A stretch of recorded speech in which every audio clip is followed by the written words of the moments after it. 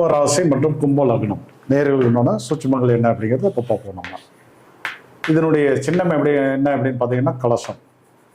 இது காற்று தத்துவ ராசி, அதாவது நீர் நிலம் நெருப்பு காற்றுன்னு சொல்ல முடியும், அதில் காற்று தத்துவ ராசி. அதே போல் அகம்புறம் சொல்றதுல அகம் ராசி, சரஸ்திரம் உபயம் சொல்றதுல ஸ்திர ராசி. அதிபதி யார் அப்படின்னு பார்க்கும்போது சனி பகவான். காலபுருஷ தத்துவப்படி 11ஆம் இடம். ஸோ இதனுடைய சாரம் என்ன, இதனுடைய ப்ளஸ் என்ன மைனஸ் என்ன அப்படிங்கிறத நம்ம தெரிஞ்சுக்குவோம். ஸோ இதை நம்ம இவங்களுடைய எஜுகேஷனுக்கு, அதே போல் தொழிலுக்கு, வேலைக்கு, பண சம்பாத்தியத்துக்கெல்லாம் எப்படி பயன்படுத்த முடியும் அப்படிங்கிறது நம்ம சேர்த்து பார்த்துடலாம். கலசம் அப்படிங்கிறது என்ன அப்படின்னு கேட்டிங்கன்னா, கலசம் எப்பொழுதுமே கோவிலில் மிகப்பெரிய ஒரு உயரத்தில் கோபுரத்தின் மேல் இருக்கக்கூடிய ஒரு அமைப்பு. எப்பொழுதுமே இவங்களுடைய எண்ணங்கள் மிக உயர்ந்ததாக இருக்கும்னு சொல்லலாம். அதாவது கும்பராசி கும்ப லக்னத்தில் பிறந்தவர்களுடைய குணம் எப்படி இருக்கும் அப்படின்னா, அவங்களுடைய கோவில் கலசம் மாதிரி அவங்க. ஆக்சுவலாக என்னென்னு கேட்டிங்கன்னா, நல்ல கேரக்டர்ஸ் இருக்கும்.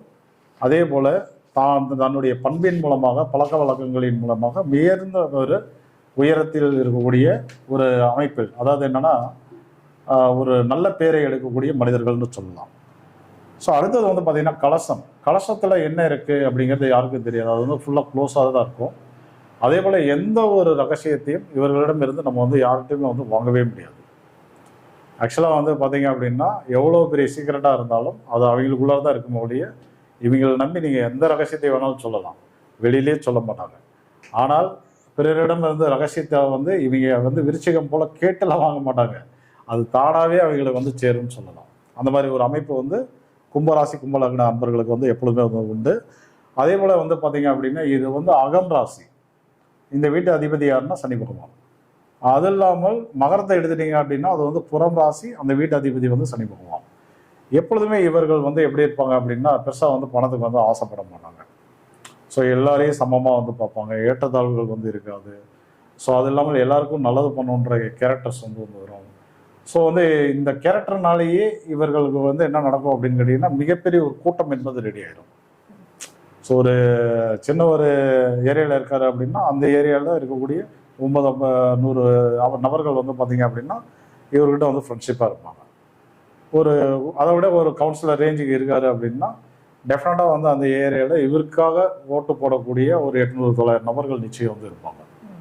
ஒரு எம்எல்ஏவாக இருக்காருன்னா அதுக்கு தகுந்த மாதிரி ஒரு கூட்டம், ஒரு சிஎம்மாக இருக்காருன்னா அதுக்கு தகுந்த மாதிரி ஒரு கூட்டம். ஸோ ஏதோ ஒரு தொழில் பண்ணிட்டு இருக்காரு அப்படின்னா அது ரிலேட்டடாக ஒரு கூட்டம். எப்பொழுதுமே ஒரு கூட்டம் என்பது இவருக்கு சுற்றி இருந்துகிட்டே இருக்குன்னு சொல்லலாம். இந்த கும்பராசி கும்ப லக்னத்துக்கு இப்போ கோவில் எடுத்துக்கோங்களேன். கோவிலில் நம்ம கூட்டம் தானாக போகுதா இல்லை சாமி கூப்பிட்டு நம்ம போகிறோமா? தானாக தான் போகும். அதுபோல தான் கூட்டங்கள் என்பது தானாகவே இவர்களை சுற்றி எப்பொழுதுமே உருவாயிடும். அந்த மாதிரி ஒரு அமைப்பு என்பது அவங்ககிட்ட இருந்துகிட்டே தான் இருக்கும். ஸோ அது மட்டும் கிடையாது, நல்ல ஒழுக்கத்துக்கு உண்டான கிரகம் சனி பகவான். அது அதிக பலம் பெறுவதே கும்பத்தில் தான். மகரத்தை விட கும்பத்தில் தான் பார்த்தீங்கன்னா சனி பகவான் அதிக பலம் பெறாரு. அந்த வீட்டில் வரக்கூடிய நட்சத்திரங்கள்லாம் கவனிச்சிங்கன்னா உங்களுக்கு புரியும். அங்கே அவிட்டம் இருக்குது, சதயம் இருக்குது, புரட்டாதி நட்சத்திரம் இருக்குது. இந்த புரட்டாதி நட்சத்திரத்தினுடைய தன்மை என்னன்னா ஒழுக்கத்துக்கு உண்டான கிரகம். ஸோ அந்த புரட்டாதியும் சனியும் சேரும்போது ஆட்டோமேட்டிக்காக நல்ல ஒழுக்கம் தானாகவே வந்துடும் அவங்களுக்கு. ஸோ அது மட்டும் கிடையாது, நம்ம மகரத்துக்கு பார்த்த மாதிரி மண் வளம் மிக்க ஒரு ராசி. மண்ணுக்கு இழந்து எடுக்கக்கூடிய விஷயங்கள் எல்லாமே இதுலேயும் இருக்கு. குறிப்பாக பார்த்தீங்கன்னா இந்த டீசல், பெட்ரோல், அதே போல் கனிம வளங்கள், மெக்னீசியம், கால்சியம், அயன், இரும்பு, தங்கம், வைரம், இது எல்லாமே தொழிலாக பண்ணக்கூடிய அது சார்ந்த எஜுகேஷனாக இருந்தாலும் சரி. இப்போ குறிப்பாக பார்த்தீங்க அப்படின்னா, இப்போ தங்கத்தை பரிசு போடுவார். இந்த தங்கத்தில் இத்தனை % செம்பு இருக்குது, இவ்வளோ தங்கம் இருக்குது. ஸோ அதுக்கு ஒரு சர்டிஃபிகேட்டு. ஸோ வைரம், இந்த வைரம் ஒரிஜினல் வைரம், இது டூப்ளிகேட்டு. ஸோ அடுத்தது சிபிஐ, இந்த கேஸில் இதுதான் உண்மை, இது பொய். அதே போல் பார்த்தீங்கன்னா கோர்ட்டில் இருக்கக்கூடிய ஜட்ஜஸ். ஸோ இது சரி, இது தவறு, இது சட்டம், இது சட்டம் மீறல். இப்போ நியாயத்தின் பக்கம் நிற்கக்கூடிய மனிதர்கள் இந்த கும்பராசி கும்ப லக்னம், மகர ராசி மகர லக்னம் ரெண்டுமே அதுதான். ஸோ அது மட்டும் கிடையாது, கால்நடைகள் வழி யோகம் பெற்றவர்கள்னு சொல்லலாம். ஆக்சுவலாக எந்த ஒரு கால்நடைகளாக இருந்தாலும் சரி, அதை நல்லா சப்போர்ட் பண்ணும். அதை வளர்த்துவதன் மூலமாக நல்ல ஒரு இன்கம் எடுக்க முடியும். அதனால் நல்ல ஆதாயங்களை கண்டிப்பாக நம்ம உருவாக்க முடியும். கமிஷன் பேஸில் செய்யக்கூடிய எல்லா வேலைகளுமே இவங்களுக்கு செட் ஆகும். அதே போல் ஆயுர்வேதிக், யுனானி போன்ற மருத்துவ முறைகளும் நல்லா கூடும். சித்தியாகும். அது சம்மந்தமாக படிக்கலாம், அது ரிலேட்டடாக மருந்து தயாரிக்கலாம், ஒரு மெடிக்கல் ஷாப் மாதிரி வச்சு நடத்தலாம். ஸோ எல்லாமே அவங்களுக்கு வந்து கிடைக்கும். அது இல்லாமல் வந்து பார்த்தீங்க அப்படின்னாக்க உங்களுக்கு ஆயில் சம்மந்தப்பட்ட விஷயங்கள், இப்போ வந்து ஏதாவது பெட்ரோல் டீசலை பற்றி பேசலான்னு, சமையல் எண்ணெய், அது இல்லாமல் பார்த்தீங்கன்னா எண்ணெயில் எல்லா எண்ணெயுமே ஆக்சுவலாக வந்து தேங்காய் எண்ணெயிலேருந்து, கடல் எண்ணெயிலேருந்து, நல்லெண்ணெயிலேருந்து, ஸோ ரீஃபண்ட் ஆயில், சன்ஃப்ளவர் எல்லா ஆயிலுமே வந்து பார்த்திங்கன்னா நல்லா சப்போர்ட் பண்ணும். குறிப்பாக வந்து செக்கு என்பது வந்து பார்த்திங்கன்னா சதய நட்சத்திரம். ஸோ வந்து செக்கு வச்சு நடத்துறது, ஆயில் பிஸ்னஸ் வந்து எடுக்கிறது, டீலர்ஷிப்பு, ஆயிலில் என்னென்ன இருக்கோ அது எல்லாமே உங்களுக்கு வந்து நல்லா கை கொடுக்கும். அதே போல் வந்து பார்த்திங்கன்னா தோல் தொடர்புடைய விஷயங்கள், தோல்னால் மனிதனுடைய தோல் சொல்ல, விலங்குகளுடைய தோல். அந்த விலங்குகளுடைய தோல்லேருந்து நம்ம என்ன பண்ணுறோம், பெல்ட்டு, பேக்கு, இந்த மாதிரி நிறைய விஷயங்கள் வந்து மேனுஃபேக்சரிங் பண்ணுறோம் இல்லையா, அது எல்லாமே உங்களுக்கு வந்து செட் ஆகும்.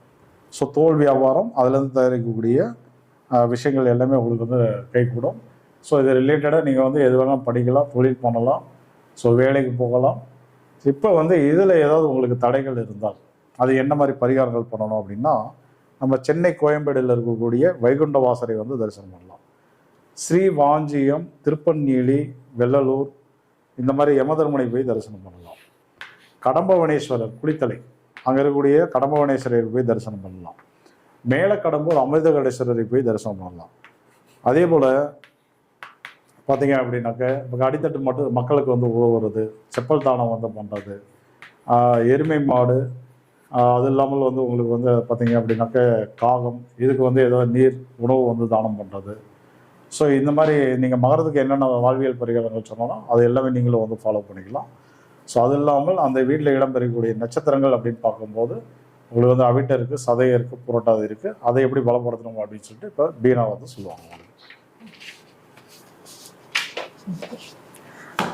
இப்போ இந்த கும்பராசிக்குள்ள அவிட்டம், சதயம், புரட்டாதி, இது 3 நட்சத்திரங்கள் இருக்குது. அவிட்டம் நட்சத்திரத்தை பற்றி நான் வந்து அது மகர ராசியிலே வரும்னு நான் அதை சொல்லிட்டேன். அடுத்தது சதயம் நட்சத்திரத்தை பற்றி சொல்லுவோம். சதயம் நட்சத்திரத்தின் அதிபதி யாருன்னா ராகு பகவான்.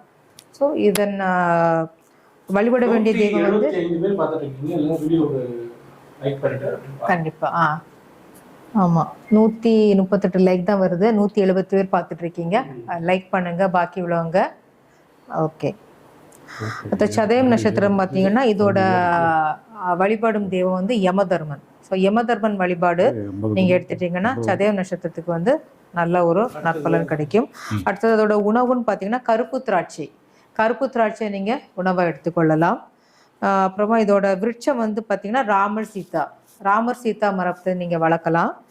அப்புறம் கருப்பு கலர் பெண் குதிரைக்கு நீங்க உணவு கொடுக்கலாம், வளர்க்கலாம், முடிஞ்சவங்க வளர்க்கலாம், இல்லை நீங்க உணவு கொடுக்கலாம். அடுத்து இதோட இடங்கள் அப்படின்னு பார்த்தீங்கன்னா இந்த மாழ்ச்சுவரின்னு சொல்லுவோம் இல்லையா, பிணவரை, அது அப்புறம் இந்த சிமெட்ரி, சுடுகாடு. ஸோ இந்த மாதிரி இடங்களுக்கெல்லாம் நீங்கள் போனீங்கன்னா இந்த சதயம் நட்சத்திரம் வந்து உங்களுக்கு அங்கே பலமாக இயங்கி, சதயம்னாலே என்னது, ராகு பகவான் நட்சத்திரம். ஸோ ராகுவின் காரங்கள் வகையில் உங்களுக்கு அதிக நற்பலன். ஸோ வெளிநாட்டு யோகம், மாந்திரிகம், ஏவல் வில்லி சூன்யம், அதில் ஒரு எக்ஸ்பர்டிசம் கிடைக்கும் உங்களுக்கு. அடுத்த வெளிநாட்டு யோகம், டெக்னிக்கல் லேட்டஸ்ட் டெக்னாலஜி, அப்புறமா அதிவேக இயங்கும் இந்த ஃப்ளைட்டு, ஹெலிகாப்டர், ராக்கெட், அந்த துறைகளில் உங்களுக்கு வேலை வாய்ப்பு அதெல்லாம் வந்து உங்களுக்கு கண்டிப்பாக கிடைக்கும். அடுத்தது பூரட்டாதி நட்சத்திரம். பூரட்டாதி நட்சத்திரம் வந்து குரு பகவானின் நட்சத்திரம். மிக மிக பவர்ஃபுல்லான குரு பகவானின் 3 நட்சத்திரங்களில் பூரட்டாதி தான் ரொம்ப ரொம்ப பவர்ஃபுல்லான நட்சத்திரம். ஸோ பூரட்டாதி நட்சத்திரம் என்ன வந்து கஜானா, குபேரன் பிறந்த நட்சத்திரம் பூரட்டாதி. ஸோ பூரட்டாதி நட்சத்திரம் அன்னைக்கு நீங்கள் குபேர வழிபாடு பண்ணீங்கன்னா உங்களுக்கு இதோட அதிபதி குரு பகவான் இல்லையா. ஸோ தனக்காரகன். ஸோ பண வகையில் உங்களுக்கு பணபலத்தை நீங்கள் அதிகப்படுத்தணும், எனக்கு எக்ஸ்ட்ரா மணி வேணும் அப்படின்னு நினைக்கிறவங்க புரட்டாதி நட்சத்திரத்தை நீங்கள் ஆக்டிவேட் பண்ணிங்கன்னா கண்டிப்பாக உங்களுக்கு பணபலம் வந்து டபுள் ட்ரிபிள் மடங்காகும். புரட்டாதி நட்சத்திரம் அன்னைக்கு குபேர பூஜை வழிபாடு பண்ணுங்க. நீங்கள் இதோட உணவு வந்து மாம்பழம். ஸோ மாம்பழம் நைவேத்தியமாக வச்சுட்டு குபேர வழிபாடு, குபேர பூஜை, குபேர மந்திரம் சொன்னீங்கன்னா இந்த புரட்டாதி நட்சத்திரம் பலமாக இயங்கி உங்களுக்கு அதன் காரகங்கள் எல்லாம் வந்து குரு பகவானின் காரகம்னா தனம், பணம், தங்கம், குழந்தைகள் வகையில் அனுகூலம், அதெல்லாம் உங்களுக்கு வந்து கண்டிப்பாக கிடைக்கும். ஓகே. கிளாஸ் பற்றி சொல்லுங்க. All class. All class. Okay.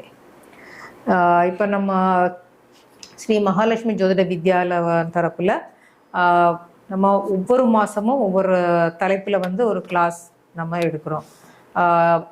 தலைப்புகள் பார்த்திங்கன்னா இப்போ திருமண பொருத்தம், ஆயுள் கணிதம், மருத்துவ ஜோதிடம், தசாபுக்தி பலன்கள், பார்த்தவுடன் பலன்கள் சொல்லுவது, கோச்சார கிரகங்களின் பங்களிப்பு, ஜாதகத்தில் கோச்சார கிரகங்களின் பங்களிப்பு, உங்களுக்கு நீங்கள் சுய தொழிலாக உங்களுக்கு இல்லை நீங்கள் வேலைக்கு உங்களுக்கு உங்கள் ஜாதகம் வந்து சப்போர்ட் பண்ணுதா, சுய தொழிலாக வேலையா, அதுக்கப்புறமா சுப முகூர்த்தம் நிர்ணயம் எப்படி செய்வது, இப்படி நிறைய தலைப்புகள், நியூமராலஜி, இந்த மாதிரி பல்வேறு தலைப்புகளில் வந்து ஒவ்வொரு மாதமும் வந்து ஒரு கிளாஸ் வந்து நம்ம குருஜி பேராசிரியர் சௌபாக்கியம் மணிவண்ணன் ஐயா வந்து கண்டக்ட் பண்ணுறாரு.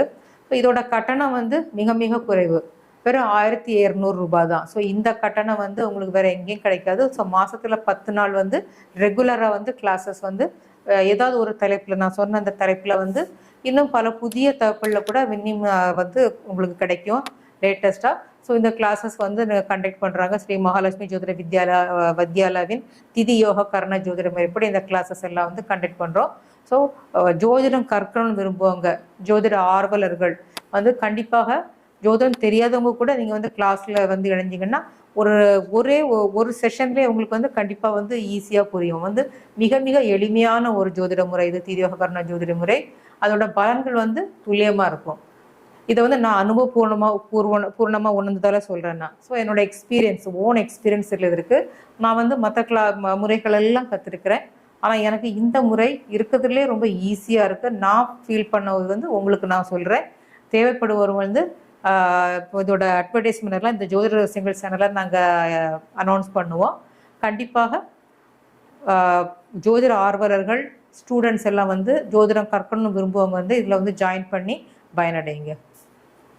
சரி, ஸோ இதோட கும்பம் ஆச்சு, லாஸ்ட் மீனம். ஓகே, இப்போ அடுத்தபடியாக நம்ம வந்து பார்க்குறது மீன ராசி மற்றும் மீன லக்னம்.